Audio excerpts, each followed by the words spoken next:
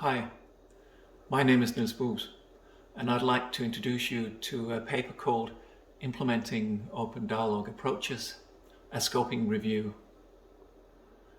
I've written the paper with a group of authors, notably Ben Ong, Rochelle Einboden, Elizabeth Lennon, Christoph Mikeshlu, Stephen Mayers, and Andrea McLoone.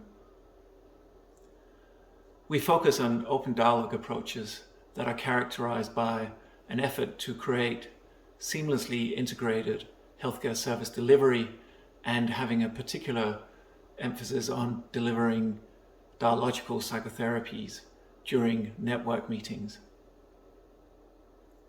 Open dialogue was invented in Western Lapland in Finland, where it was developed in the 1980s and 1990s during a period of very high levels of deinstitutionalization and mainstreaming of services. The development of open dialogue was not designed to be exported to other parts of the world and implemented there, but that has happened on the basis of 7 principles that have been articulated by the inventors of open dialogue. These 7 principles were not designed to be a manual or a way forward, a recipe for how to implement open dialogue. And that means that there's been a lot of interpretive work on behalf of people around the globe who wanted to implement open dialogue or variations of open dialogue. We have been interested in how that has been done, and the aim of our paper was to identify the aim and scope of empirical peer-reviewed research on implementing open dialogue approaches globally. The way we went about it was to make use of Arksey and O'Malley's approach to scoping reviews.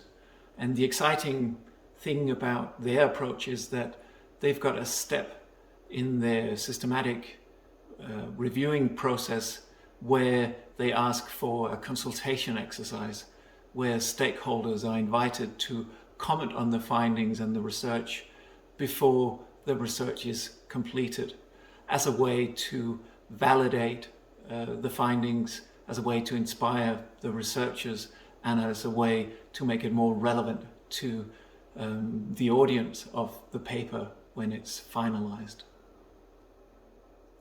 We included 18 papers from around the world who had implemented open dialogue in a variety of ways. And we identified and described 4 themes as part of our analysis. We focus on, firstly, training, secondly, family and network experiences of open dialogue, thirdly, staff members' experiences of open dialogue, and fourthly, structural and organizational barriers and resistance to implementation. However, as highlighted by the stakeholders in the consultation exercise, a key finding in the review was that the studies we reviewed rarely had rich descriptions of the structural and organizational context that they tried to implement open dialogue approaches in. That means it becomes very hard to compare studies and the efforts people have made around the world to implement open dialogue. We simply struggle in order to conclude what types of open dialogue implementation works under which conditions, because the conditions are rarely described. In the paper, we take a step back in our discussion and try to explore the tension between a non-manualized, a non-directive approach to mental health service delivery and services in mental health care and social health care that very often rely on very structured and manualized approaches in order to implement new services. And that conflict between the indeterminacy of open dialogue approaches and the structured or manualized technicality of the healthcare services is the aim of our discussion.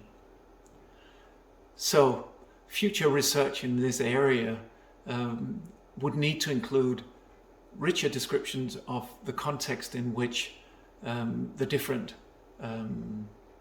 variety of open dialogue approaches are implemented in, so that we can get a better understanding of what works under which conditions. Thank you for your time.